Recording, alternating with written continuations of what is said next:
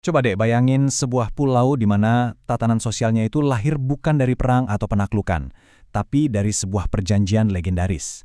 Nah, ini dia kisah unik tentang bagaimana Simulua terbentuk, sebuah cerita yang dimulai dari kesepakatan dua kekuatan besar.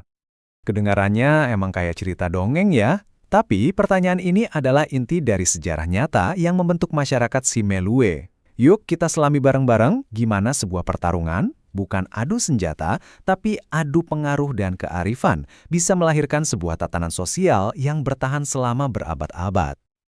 Oke, jadi cerita ini berpusat pada dua tokoh kunci, Raja Songsang Bulu dan Tengku Khalilullah. Ini bukan cuma pertemuan dua orang biasa loh, ini adalah pertemuan dua dunia. Dunia adat dan dunia agama yang pada akhirnya akan mengubah nasib Pulau Simoleo selamanya.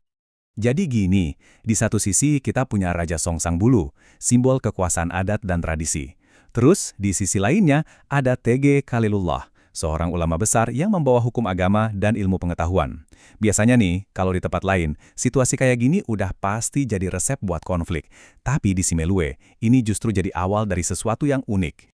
Nah, ini dia inti perjanjian mereka. Sebuah wasiat yang jadi landasan hukum di sana. Pembagian kekuasaannya itu jelas dan brilian banget. Jadi tahta pemerintahan itu tetap haknya keturunan raja, sementara semua urusan hukum, agama diserahkan sepenuhnya kepada Tangku. Solusi yang cerdas banget kan? Untuk mencegah perebutan kekuasaan? Tapi tunggu dulu, perjanjian ini tuh bukan cuma soal politik loh. Ini adalah fondasi yang merombak total struktur sosial di pulau itu.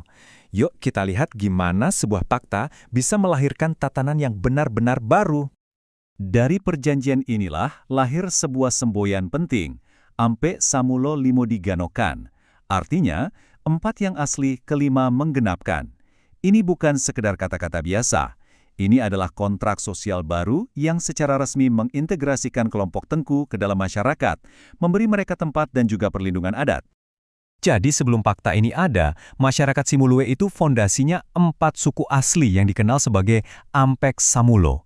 Pertanyaannya sekarang, gimana caranya memasukkan kelompok kelima yang benar-benar baru tanpa bikin ribut? Jawabannya ternyata cerdas banget. Dan solusinya? Wah, ini jenius banget. Daripada menciptakan suku kelima yang dianggap orang luar, mereka justru mengambil salah satu dari 4 suku asli, yaitu suku Dagang, dan membelahnya jadi 2. Maka lahirlah suku Dagang Raja untuk keturunan kerajaan dan suku Dagang Tengku untuk keturunan ulama. Dengan cara ini, pendatang baru langsung dianggap jadi bagian dari keluarga besar yang sudah ada. Oke, tatanan sosial yang baru ini kan udah terbentuk. Tapi, biar sah, butuh stempel resmi dari kekuatan yang lebih besar. Nah, saat itu, kekuatan regional yang paling dominan adalah Kesultanan Aceh. Jadi, yang maju langsung menghadap Sultan Iskandar Muda, yang kita tahu salah satu sultan paling berkuasa dalam sejarah Aceh, adalah Tega Khalilullah sendiri. Beliau mengusulkan agar wilayah Simulue diresmikan menjadi 2 kerajaan yang setara. Dan, Sultan setuju. Dari sinilah lahir 2 kerajaan. Kerajaan Simolol yang dipimpin oleh putranya raja dan Kerajaan Tepa. Jadi, apa yang tadinya cuma perjanjian lokal, sekarang jadi realitas politik yang sah dan diakui di seluruh wilayah. Sayangnya tatanan unik yang udah berjalan ratusan tahun ini akhirnya ketemu lawan beratnya. Sebuah kekuatan eksternal yang akan mengubah segalanya, kolonialisme Belanda. Perubahannya tuh cepat dan brutal banget. Tahun 1873, Belanda menyerang Aceh. Sadar kalau perlawanan langsung itu susah, setahun kemudian mereka ganti taktik. Strategi mereka itu divide and conquer, pecah belah dari dalam, dengan mengangkat pemimpin lokal yang loyal ke mereka, yang disebut Ule Balang.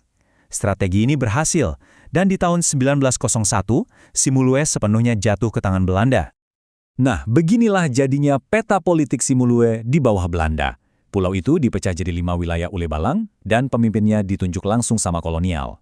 Ini bukan cuma perubahan administrasi ya. Sistem pembagian kekuasaan antara raja dan tengku yang jadi fondasi masyarakat Simulue selama ini secara efektif dihancurkan. Terus, gimana nasib kerajaan-kerajaan tradisional itu?